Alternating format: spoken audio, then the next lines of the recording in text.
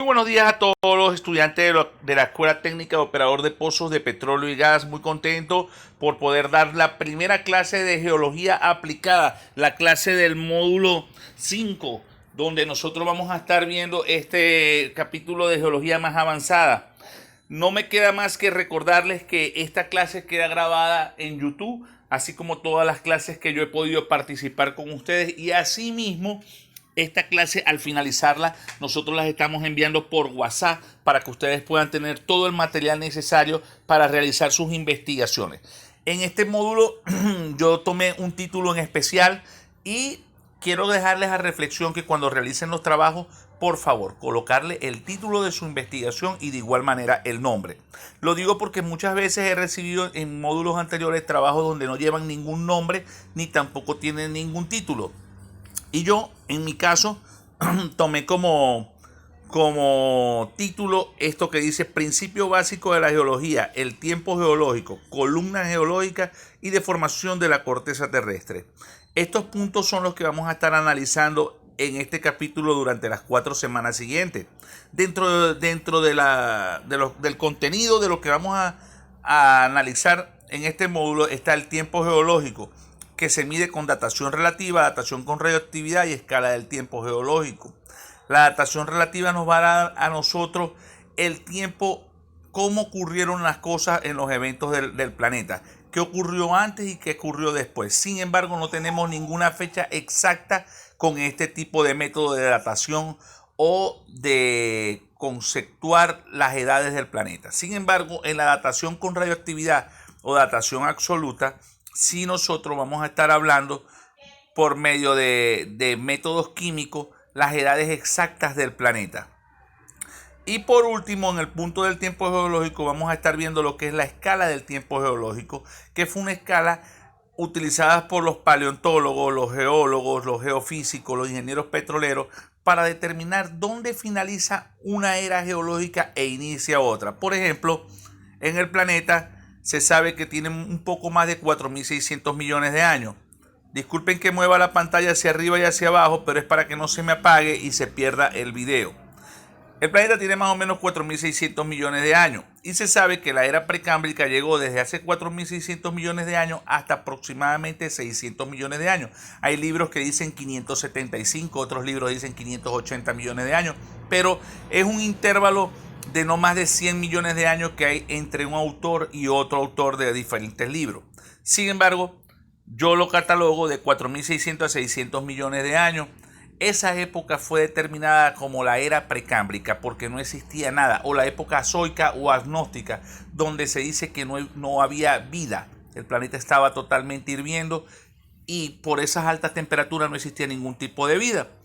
Luego empezó la era paleozoica, que va desde hace aproximadamente 600 millones de años hasta hace 225 millones de años, los cuales son divididos en varias eras. Dentro de la era paleozoica está el cámbrico, el ordovícico, el silúrico, el devónico, el carbonífero, que se divide en misisípico y pensilvánico, y por último el pérmico.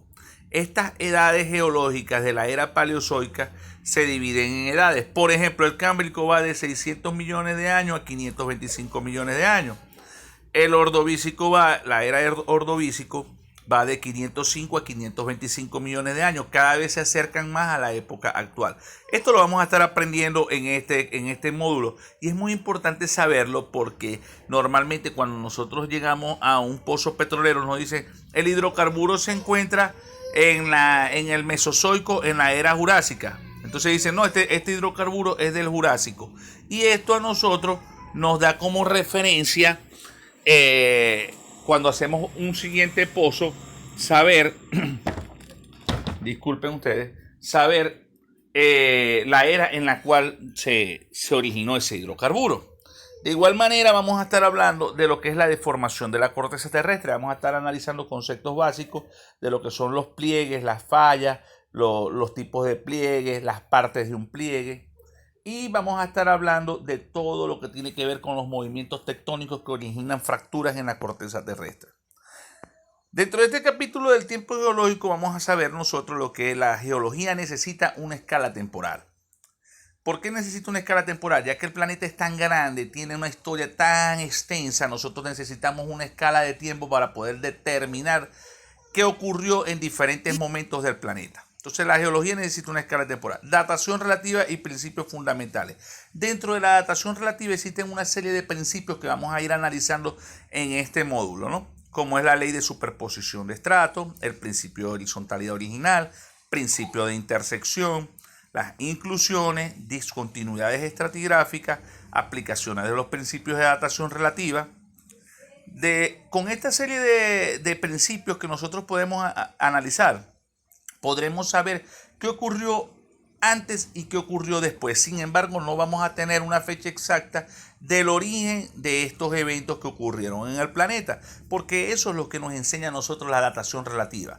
Por ejemplo, si yo estoy dando la clase en este momento, yo puedo decir, hablando de datación relativa, yo puedo decir, me levanté a las 6 de la mañana, hice ejercicio, luego me bañé, desayuné, me arreglé y me dispuse a dar la clase. Así trabaja la datación relativa. Descubre qué evento ocurrió antes o después, ¿sí? Haciendo caso omiso o olvidando los años. Sin embargo, con el método radioactivo o el método de datación absoluta, el ejemplo sería muy similar, pero con horas, porque él sí da fechas exactas. Por ejemplo, se diría, me levanté a las 6 de la mañana, a las 6:30 hice ejercicio, a las 7:20 me bañé, a las 7:55 desayuné, me vestí, a las 8:15 desayuné, y así sucesivamente da una marcación en el tiempo. La datación radioactiva o la datación absoluta es más precisa, es más exacta, pero no se utiliza sola, se utiliza siempre en conjunto con la datación relativa. Entonces, con relación de las capas rocosas, es muy importante saber que en los pozos, cuando se realiza un pozo, siempre que se realiza un pozo se tiene un registro de los tipos de rocas que se perforaron hasta llegar al hidrocarburo. ¿Esto es por qué? Porque es que en el siguiente pozo se va a tomar una correlación o se va a hacer una secuencia de estudios geológicos para saber y decir, por ejemplo, se observó 200 pies de arenas o de areniscas antes de entrar en el contacto con las rocas que estaban impregnadas de hidrocarburos. Entonces, ¿nosotros qué hacemos? Nosotros prestamos mucha atención. ¿Por qué? Porque cuando ya estamos en esa zona decimos, epa, 200 pies antes de que encontraran el hidrocarburo salió arenisca, vamos a estar pendientes de esta zona. Entonces eso se llama correlacionar, hacer enlace de lo que ocurrió en otro pozo con el pozo de nosotros. Entonces, tipos de fósiles, vamos a hablar un poco de fósiles, condiciones que favorecen a la conservación de los fósiles y correlación, datación con radioactividad, que es el método de medición del tiempo absoluta. Dentro de la datación con radioactividad vamos a hacer un repaso de las estructuras básicas del átomo, que ya ustedes lo vieron en química. Vamos a hablar de radioactividad, periodos de semidesintegración, datación radiométrica, datación con carbono 14, importancia de la radiometría. Y por último vamos a estar hablando de lo que es la escala del tiempo geológico y estructuras de la escala temporal precámbrico. Dificultades para datar en la escala del tiempo. Muy bien, este es el resumen de lo que vamos a estar analizando en este capítulo. Recuerden que si no llegamos al final del capítulo, toda esta información la van a tener ustedes en sus grupos de WhatsApp. Así que no se pongan nerviosos de que la información que se va a ver acá va a ser de forma muy superficial, sino que esto ustedes van a poder leerlo. Presten más bien atención a las interpretaciones que voy a dar yo de los conceptos que están acá, porque no hace falta que yo los lea, porque ustedes pueden leerlo en casa. Yo solo les voy a dar la interpretación de cada uno de los conceptos. Pero sin más que decir, vamos a dar un pequeño resumen de lo que fueron los científicos que marcaron las primeras épocas del descubrimiento de lo que es la naturaleza del planeta, ¿no? Entonces vamos a hablar, a finales del siglo XVIII, James Hutton reconoció la inmensidad de la historia de la Tierra y la importancia del tiempo como componente de todos los procesos geológicos. En el siglo XIX, el señor Lyell y otros científicos demostraron efectivamente que la Tierra había experimentado muchos episodios de formación y erosión de montañas, que debían haber precisado grandes intervalos de tiempo geológico. Fíjense que estos dos señores, Hutton y Lyell, fueron los pioneros en hacer análisis sobre las ciencias que ocupan la ciencia de la Tierra, pues, el estudio de la Tierra. El señor James Hutton se encargó de analizar por qué la Tierra en algunas partes tenía un tipo de relieve y en otros no. Fue el pionero en hacer estudios sobre la tectónica de placas o cómo las placas se movían para adquirir texturas millones de años después. Lo que alguna vez fue una montaña, en la actualidad pueden ser planicies, y lo que en la actualidad son planicies, en el pasado o en la antigüedad pudieron haber sido montañas. El señor Charles Lyell fue un científico que se encargó de analizar cómo podían depositarse rocas o inmensas montañas de rocas sedimentarias, y que este proceso no podía llevar meses, sino que tenía que ser un proceso largo, extenso y muy elaborado para que el planeta lograra adquirir estructuras de esta forma. Entonces fueron personas muy curiosas, que se dedicaron a hacer este tipo de investigaciones, que les permitieron saber que el planeta no tenía ni 10, ni 500, ni 10.000 años. Entonces, ¿cuáles son esos principios? ¿Qué parte desempeñaban los fósiles? Con el descubrimiento de la radioactividad y de las técnicas de datación radiométrica, los geólogos pueden asignar ahora con bastante precisión fechas a muchos de los acontecimientos de la historia terrestre. ¿Qué es la radioactividad? ¿Por qué es un buen reloj para datar el pasado geológico? La geología necesita una escala temporal. En 1869, John Wesley Powell, que luego fue director de la Universidad de Geología Survey, o Mediciones en español, dirigió una expedición pionera que descendió al río Colorado a través del Gran Cañón. Fíjense que la mayoría de los estudios sobre rocas sedimentarias se realizan en el Cañón de Colorado, específicamente en Utah. Esto es porque esta zona fue un río de una extensión gigantesca, donde se quedaron plasmadas o marcadas todas las estructuras sedimentarias que se encuentran en el planeta. En esa zona la pueden observar. Por ejemplo, acá en Villavicencio podemos observar estratificaciones paralelas, estratificaciones cruzadas, estratificaciones invertidas, fallas normales, inversas. Pero en esa zona del planeta, en Estados Unidos, se pueden observar cualquier tipo de estructura sedimentaria que aparezcan en un libro. En esa zona está. Entonces, esa zona es muy importante para los geólogos cuando están haciendo estudios sedimentarios, ¿no? Por eso la nombran acá en el libro, ¿no? Powell comprendió que las pruebas para una tierra antigua están ocultas en sus rocas, como en las páginas de un libro de historia extenso y complicado. Las rocas registran los acontecimientos geológicos y las formas de vida cambiantes del pasado. El libro, sin embargo, no está completo. Faltan muchas páginas, en esencial de los primeros capítulos. Fíjense que acá se hace referencia a la historia del planeta como si fuera un libro viejo.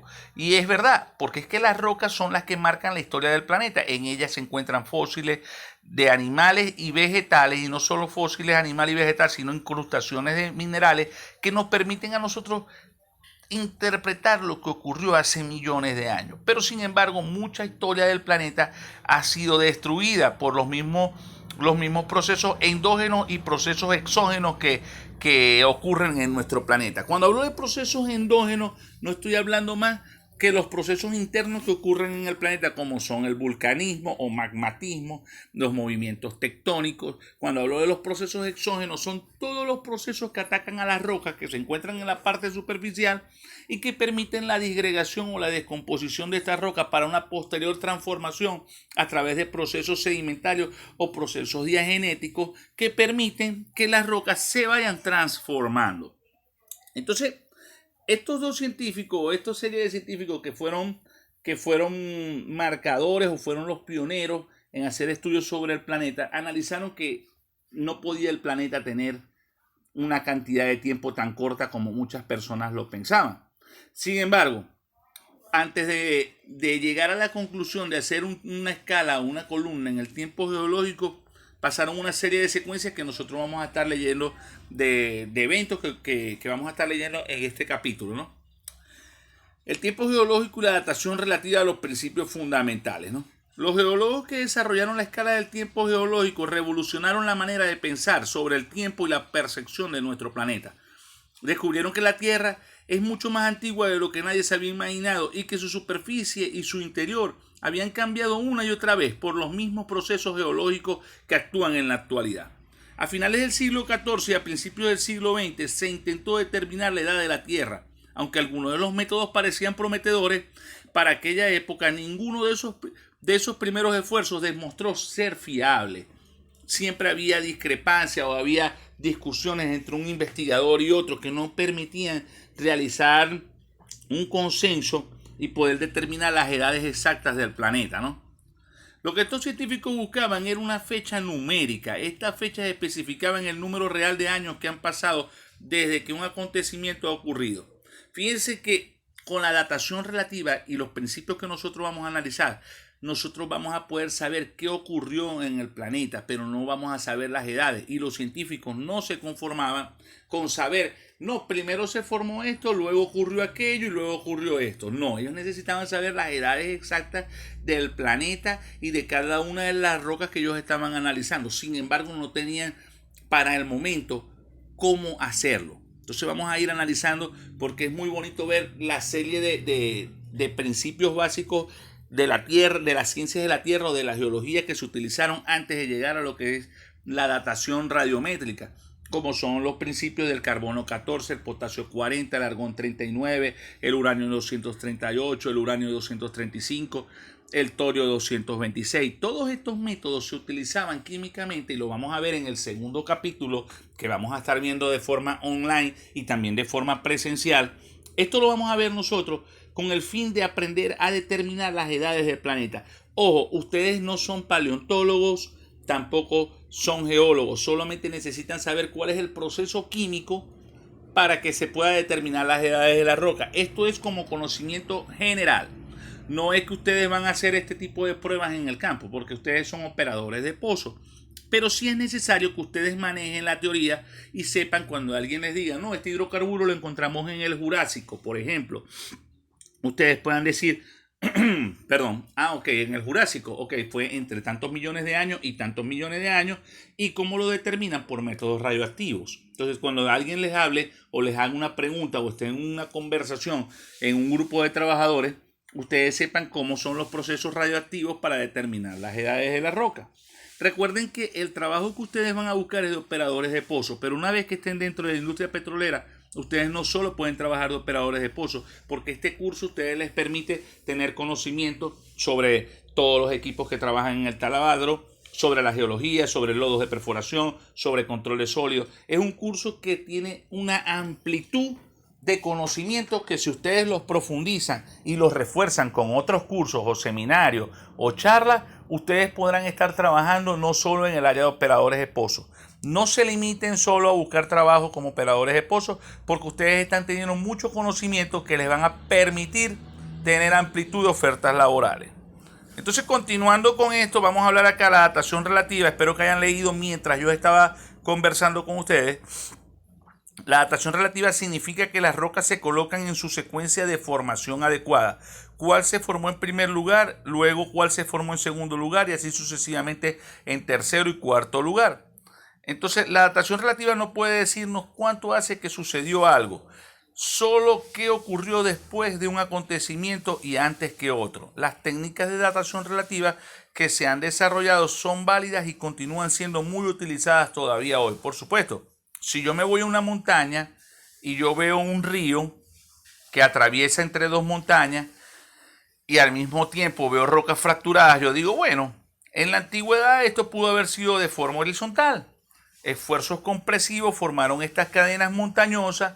Este río seguramente era una pequeña quebrada que atravesaba entre estas dos montañas y con las precipitaciones o lluvias durante miles de años o millones de años, porque tendría que hacer el análisis para saber si tiene millones de años, estas quebradas fueron abriendo, fueron socavando, fueron erosionando la roca y llegaron a tener esta amplitud del cauce del río o del canal del río. Este río transporta las rocas que vienen de las partes más altas de las montañas y asimismo puede depositar futuras formaciones de capas de roca. Esto lo hace la datación relativa. La datación radiométrica no trabaja así. La datación radiométrica se toman muestras de roca, se hacen análisis químico y se dice esto se formó hace millones de años, pero no habla de cómo fue la secuencia de formación de la roca, solo dice las edades exactas de la roca. Entonces, en el punto de ley de superposición de estratos, que fue una investigación que yo le pedí en el módulo de Geología 1, y allí está el texto, no habla más de lo que quiere decir que las rocas que están en la parte de abajo de una montaña son las rocas más antiguas y las rocas que se encuentran subyacentes o en la parte superior de la montaña son las rocas más jóvenes. ¿Por qué se dice esto? Sencillamente porque cuando las rocas son transportadas por el río transporta estos cortes de roca, estos ripios, estos fragmentos o estos trozos de roca y los deposita en la parte más baja o hasta donde el río pierde su fuerza de transporte y allí quedan depositadas estas rocas. Posteriormente vienen otros sedimentos, otros cortes de rocas de menor tamaño, como el río ha perdido su fuerza, y van cubriendo las rocas de mayor tamaño. Así van cubriendo y estas capas durante millones de años por el peso de las capas de roca que están suprayacentes o encima de ellas expulsan los fluidos, se eleva la presión, se eleva la temperatura y se transforman en roca sólida. Entonces se dice que las capas que están debajo fueron las primeras depositadas y las que están en la parte superior de una montaña cuando nosotros las observamos son las más recientes. Eso es lo que habla el principio de superposición de estratos. En el texto que está allí podrán corroborar la misma información que yo les estoy dando, pero de forma bibliográfica. Entonces vamos a tomarnos un pequeño minuto para leer lo que decía Nicolás Steno, un anatomista, geólogo y clérigo danés que vivió entre el año 1638 y 1686. Se le reconoce haber sido el primero en descubrir una secuencia de acontecimientos históricos en un afloramiento de capas de roca sedimentaria. Trabajando en las montañas del oeste de Italia, Steno aplicó una regla muy simple que se ha convertido en el principio más básico de la datación relativa. La ley de superposición de estratos establece simplemente que en una secuencia no deformada, o sea que no ha sufrido ningún esfuerzo compresivo o de tensión de roca sedimentaria, cada estrato es más antiguo que el que tiene por encima o suprayacente y más joven que el que tiene por debajo. Espero que se haya entendido la explicación e interpretación que yo di de este concepto. Entonces, en la siguiente imagen pueden ver, voy a ampliar la imagen, pido disculpas por ampliar la imagen de esta forma tan fuerte. Entonces quiero que vean que dice en la primera imagen que está del lado izquierdo, estratos más antiguos. En la primera capa de color marrón con puntos segmentados, esa es la litología o el término que se utiliza para definir con un dibujo que son rocas areniscas. En la de color celeste que se observa en líneas segmentadas es la litología o la simbología. El término litología son los símbolos que se utilizan para determinar el nombre de una roca. Entonces allí podrán ver ustedes lo que son unas lutitas y arriba unas areniscas de granos muy finos. ¿Por qué? Porque se supone, yo interpretando este dibujo, que inicialmente el río tenía una fuerza considerable y arrastró granos gruesos que formaron las areniscas. Luego llegaron unos periodos de sequía, el río perdió su fuerza y se empezaron a depositar las arcillas, que luego por procesos diagenéticos se forman las lutitas. Y en la capa superior se interpreta de que venían arenas de granos muy finos o areniscas arcillosas. ¿Por qué? Porque la secuencia, según la ley de superposición de estrato, dice que las más antiguas tienen granos más gruesos en la parte de abajo y los granos más finos en la parte de arriba. Esos bloques que se observan ahí como con unas figuritas, según la litología, significa que son calizas o rocas formadas por carbonato de calcio. Y esas figuritas que se observan en esos bloquecitos quiere decir que son calizas fosilíferas, que presentan fósiles. Estos fósiles nos indican a nosotros que esta montaña que se observa ahí, ese corte, porque en la parte superior del dibujo ven en color verde unos árboles, quiere decir que durante millones de años esas rocas estuvieron bajo la influencia marina y por eso tenemos roca caliza, que es una roca que se forma en los océanos, y tenemos la influencia de los fósiles. Y en la parte superior se sabe que hubo depositación de nuevo de lutitas. Quiere decir que el río tuvo varios cambios de afluencia de agua y asimismo tuvo también incursión el océano en el continente. Existen unos fenómenos que se llaman fenómenos de transgresión y regresión, donde cuando el mar invade el continente se le llama fenómeno de transgresión. Y por el tipo de roca que vemos en la parte de abajo, los estratos más antiguos que tienen areniscas, lutitas, luego areniscas muy finas y luego vienen calizas, que son rocas del océano, se presume o yo puedo interpretar que esta zona estuvo bajo la acción de los océanos. Quiere decir que hubo un fenómeno transgresivo hace millones de años y el mar invadió el continente y por eso quedaron estas rocas allí. De este lado pueden ver en una serie estratigráfica los estratos más antiguos se localizan en la parte inferior de la serie, los más modernos en la parte superior. Quiere decir que las primeras rocas son las DEB y las rocas más recientes son las FCA. Espero que hayan entendido el dibujo. Entonces vamos a seguir con el concepto, ¿no?, de lo que es el principio de horizontalidad. Fíjense que hablando del principio de horizontalidad, les hablo de que no siempre, o sea, a nivel geológico, los estratos deberían de ser lo más horizontalmente posible. Sin embargo, esto en la naturaleza no ocurre de manera 100% fiable. ¿Por qué? Porque les voy a dar un ejemplo cuando ustedes hacen un pastel o una torta en casa.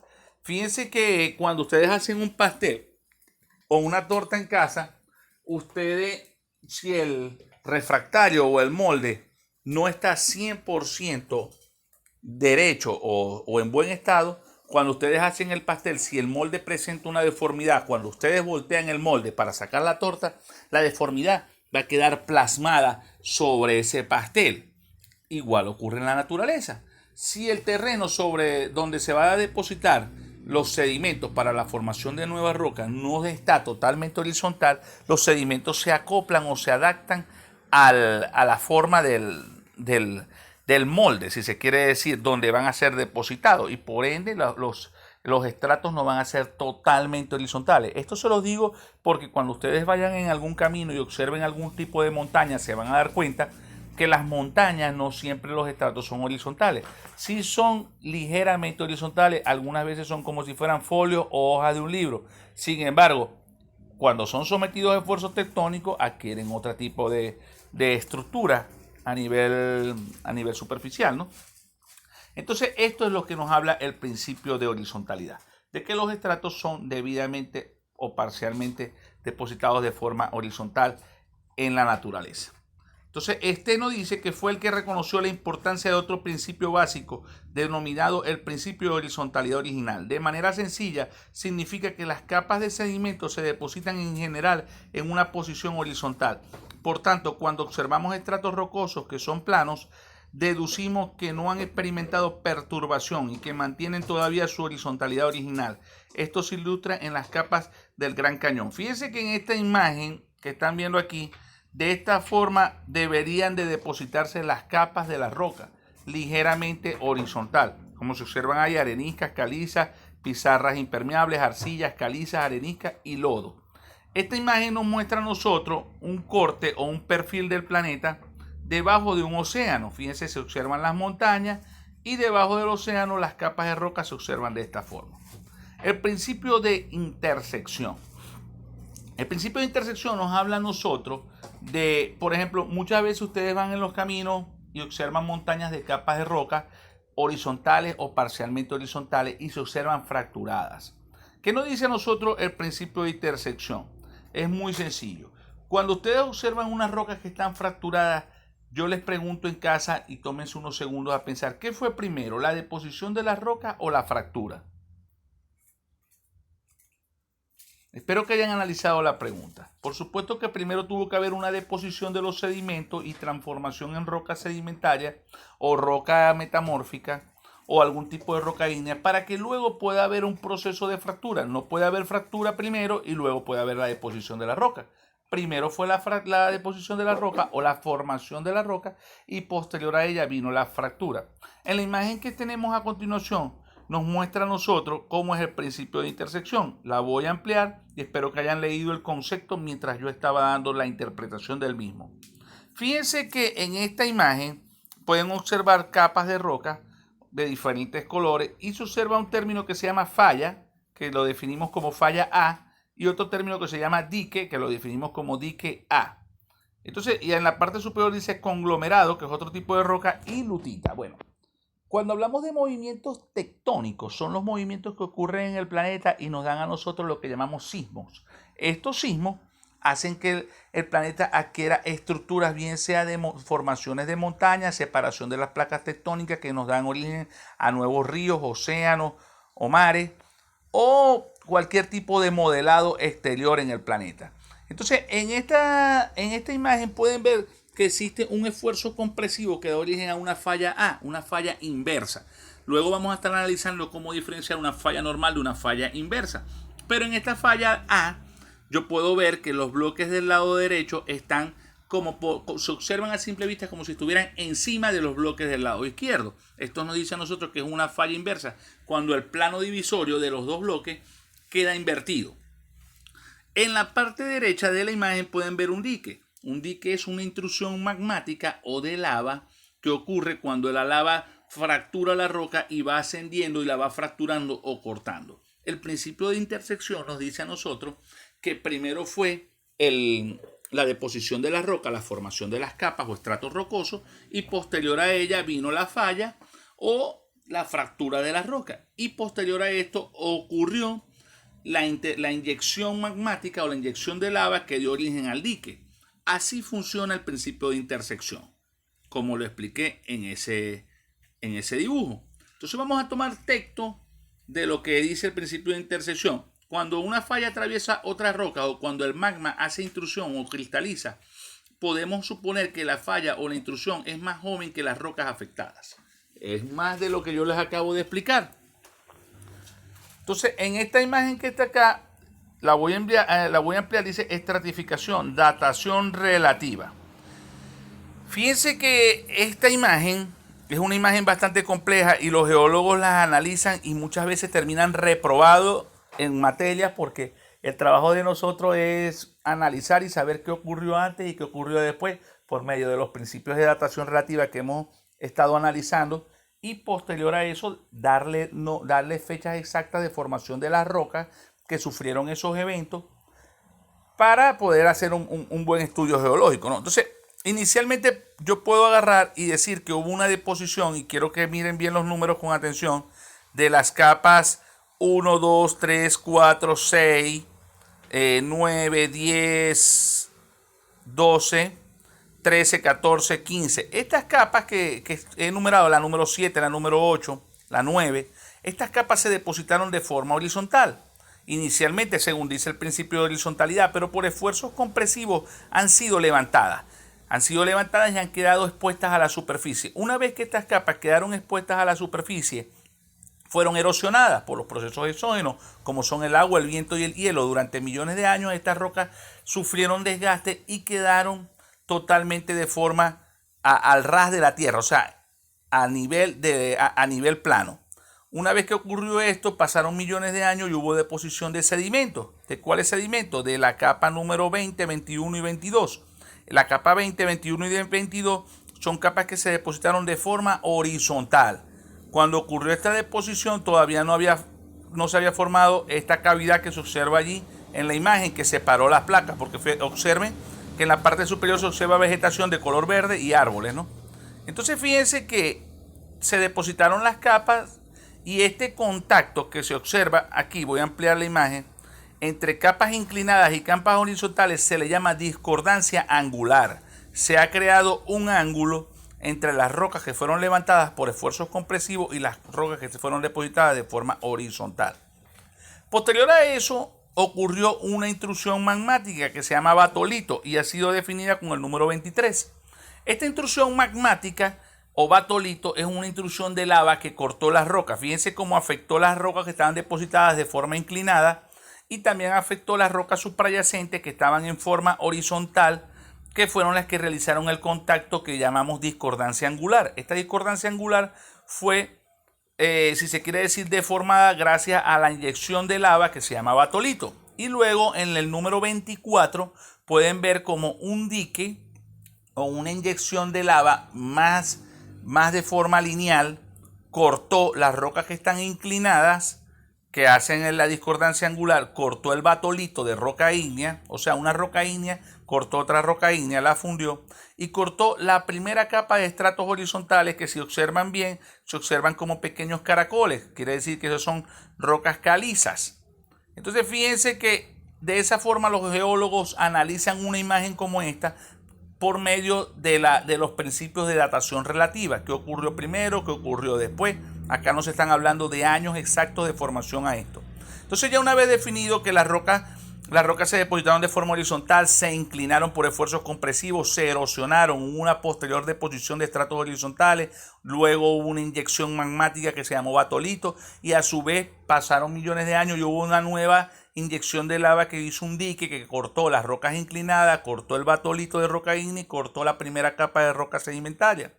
Posterior a eso, hubieron esfuerzos de divergencia o fenómenos de divergencia, que son fenómenos que separan las placas por esfuerzos de tensión. Este esfuerzo de tensión hizo que la Tierra se abriera y quedara esta forma que aquí se observa en color celeste, el agua del río. Si la pueden observar allí, ese es el agua del río. Quiere decir que esta zona es un río en la actualidad y en la parte superior se observa la vegetación. Espero hayan entendido cómo los geólogos utilizan la datación relativa para determinar cómo ocurrieron las secuencias de eventos. Inclusiones. Otro término más utilizado para definir qué ocurrió primero y qué ocurrió después. A veces las inclusiones pueden contribuir al proceso de datación relativa. Las inclusiones son fragmentos de una unidad de roca que han quedado encerrados dentro de otra. Esto es muy común observarlo cuando nosotros vamos a los artesanos o la gente que se dedica a hacer artesanías con las rocas. Observamos algunos tipos de rocas que ellos venden y tienen inclusiones o incrustaciones de otros tipos de roca. Esto quiere decir que la roca caja o la roca original se formó y posterior a ella hubo un proceso de cristalización que dio origen a otros tipos de roca. Discontinuidad estratigráfica. Fíjense que este término de discontinuidad estratigráfica espero que le presten mucha atención porque después vamos a hablar de la discordancia angular y vamos a estar hablando de los últimos 4 puntos de esta clase. Espero que puedan prestar mucha atención y analizar esto, ya que esto es material del trabajo que se va a pedir al finalizar este módulo. Entonces, discontinuidad estratigráfica. Cuando observamos estratos rocosos que se han ido depositando sin interrupción, decimos que son concordantes.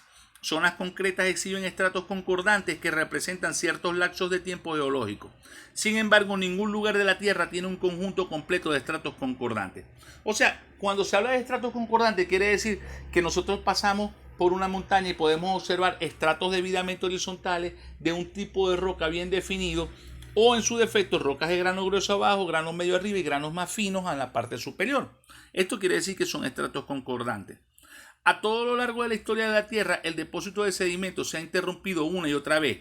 Todas esas rupturas en el registro litológico, cuando hablo de litológico, recuerden que les dije que litología es el término que utilizamos los geólogos para hacer dibujos y darle nombre a las rocas.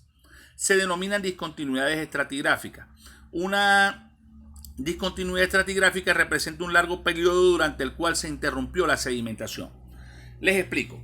Durante millones de años pudieron haber ocurrido altas precipitaciones que depositaron rocas de grano grueso, pero a través del tiempo se pausó las precipitaciones, dejaron de haber periodos de lluvia y los ríos se fueron secando, fueron perdiendo su fuerza y debían depositarse rocas de grano medio en la parte superior y luego rocas de grano fino. Pero en este caso no fue así. Resulta que hubo una deposición de rocas de grano grueso al inicio de las precipitaciones. Luego vinieron los granos medios y nosotros observamos rocas de grano grueso abajo, rocas de grano medio en la parte media de la montaña y luego observamos nosotros en la parte superior el contacto suprayacente o el estrato que se encuentra encima de las rocas de grano medio, observamos rocas de gran tamaño y de grano grueso. ¿Eso qué nos dice a nosotros? Que hay una discontinuidad estratigráfica. ¿Esto es debido a qué? Debido a que seguramente hace millones de años, en vez de haber un lapso donde el río perdió su fuerza y debían depositarse rocas de granos más finos, seguramente se incrementaron las precipitaciones de igual manera como en la actualidad, que hay un día que llueve fuertemente, al otro día sale el sol y al tercer día se espera que haya sequía, pero no vuelven las lluvias. Así pudo haber pasado en la antigüedad. Volvieron las lluvias, volvieron las precipitaciones, se incrementó el volumen de agua en el río y volvió a depositar rocas de grano grueso donde debían haber rocas de grano fino. Esta secuencia anormal de deposición de las rocas se le llama discontinuidad estratigráfica. En la imagen que vamos a ver aquí, la voy a ampliar con el permiso de ustedes, les voy a mostrar lo que es una discordancia angular, que ya lo vimos en la imagen anterior. Fíjense, los estratos están inclinados y están en contacto con estratos horizontales, donde dice inconformidad, se observa la discordancia angular. Una disconformidad no es más que la deposición en forma horizontal de las capas, pero cuando tenemos nosotros el contacto de roca ígnea metamórfica o metamórfica con una roca sedimentaria. Vamos a verlo más abajo. Entonces, dentro de lo que es la discordancia angular, quizá la discordancia más fácil de reconocer es la discordancia angular. Consiste en rocas sedimentarias inclinadas o plegadas sobre las que se reposan estratos más planos y jóvenes. Una discordancia angular indica que durante la pausa en la sedimentación se produjo un periodo de deformación. Cuando hablo de periodo de deformación, hablo de pliegues o inclinación. Como ya les había explicado, por esfuerzos compresivos levantaron las capas, se erosionaron y posterior a esto ocurrió la deposición de nuevo de forma horizontal de estratos que crearon un ángulo entre los estratos inclinados y los estratos horizontales. Paraconformidad. Cuando se le compara con las discordancias angulares, las paraconformidades son las más comunes, pero normalmente son bastante menos claras, porque los estratos situados a ambos lados son en esencia paralelos. Muchas paraconformidades son difíciles de identificar porque las rocas situadas por encima y por debajo son similares y hay pocas pruebas de la erosión. Fíjense que acá vamos a ver una paraconformidad. Ahí la pueden ver. Dice caliza Redwall Grupo Supay. Esta roca, como ya les había dicho, cuando nosotros vemos una paraconformidad, cuando vemos un contacto de rocas de grano grueso con rocas no de grano medio y rocas de grano fino, sino contacto de rocas de grano grueso medio y vuelve al grano grueso. Ese es el término paraconformidad. Vamos a ver acá. Inconformidad y como último concepto del día de hoy. El tercer tipo básico de discontinuidad es la inconformidad. Aquí la ruptura separa rocas ígneas o metamórficas más antiguas de los estratos de rocas sedimentarias. Esta es la más sencilla de observar cuando vemos rocas ígneas o rocas metamórficas que están en contacto con rocas sedimentarias.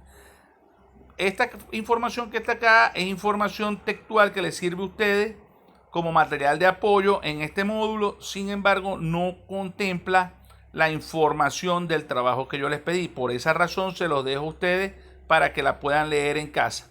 Las preguntas del trabajo están acá al final, como son erosión sedimentaria, datación relativa, ley de superposición de estratos, qué es un estrato capa, principio de horizontalidad, discontinuidad estratigráfica, discordancia, paraconformidad e inconformidad. Estas preguntas deben de entregarlas de forma escrita o de forma digital. Me las pueden enviar por WhatsApp o me las pueden llevar de forma física a la institución el próximo fin de semana. Lo interesante es saber que ustedes van a hacer una exposición no más de 3 minutos de la cantidad de conceptos que ustedes sepan que pueden analizar durante ese tiempo. Ustedes van a llegar y si en 3 minutos ustedes quieren analizar todos los conceptos, perfecto. Si ustedes quieren analizar un solo concepto, perfecto. Pero la evaluación va a ir en función al tiempo que tarden en hacer el desarrollo de su investigación y al trabajo. Sin más que decirles que tengan un feliz día, que Dios los bendiga y buena suerte en su exposición.